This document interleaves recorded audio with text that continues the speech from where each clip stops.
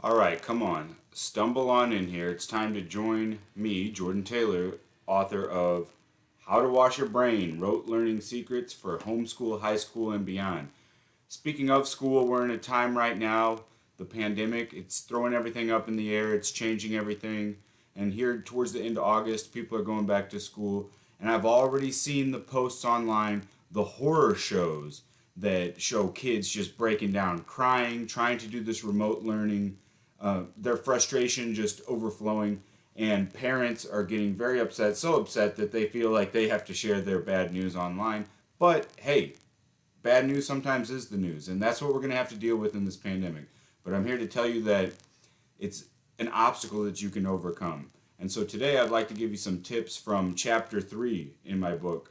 Chapter 3 tells you basically all these little buttons that you can push to help make learning easier for you.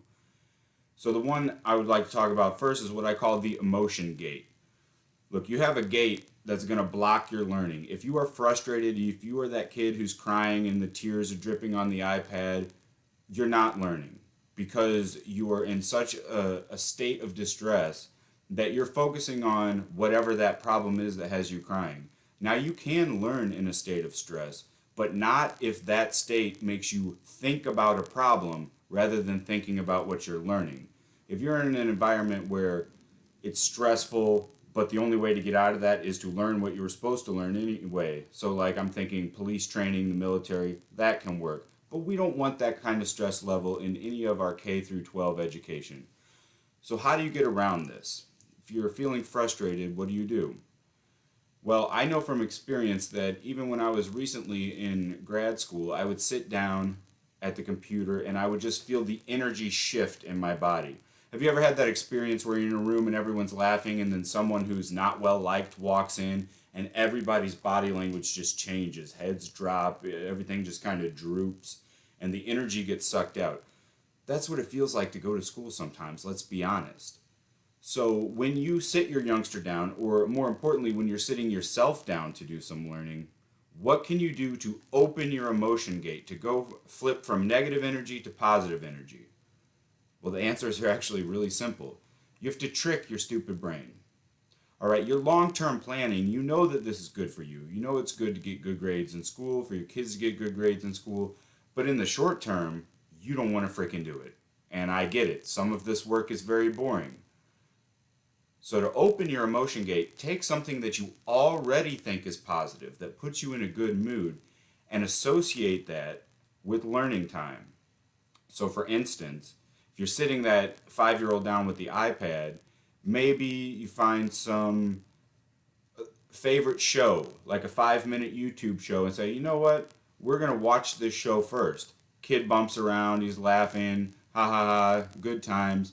And then the emotion has changed. Now sit them down and get them started on their schoolwork. That can work. For me personally, when I sit down and I feel my energy change, I like to use a beverage to trick my stupid brain because my stupid brain will see this non alcoholic beer. Ooh, even the popping of the can made me associate good times and good feelings. The bubbles, the flavor,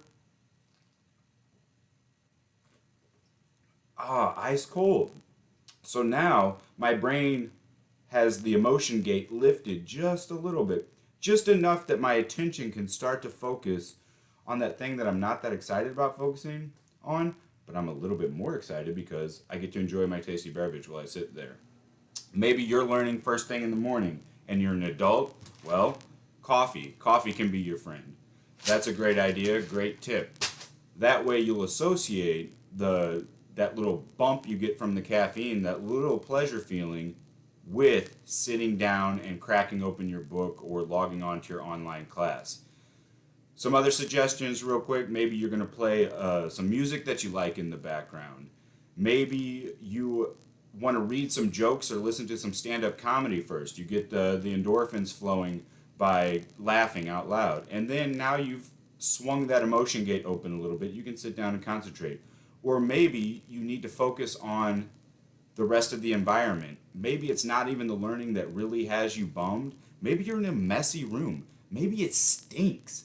You don't want to be in there. go to a different place. Go learn in a park, go learn in a coffee shop, maybe not in the pandemic, or clean your stinky room, just like you can wash your stinky brain. And if you need more advice on how to do that, well, click the link and find out how you can wash your brain and learn rote learning secrets today. Cheers.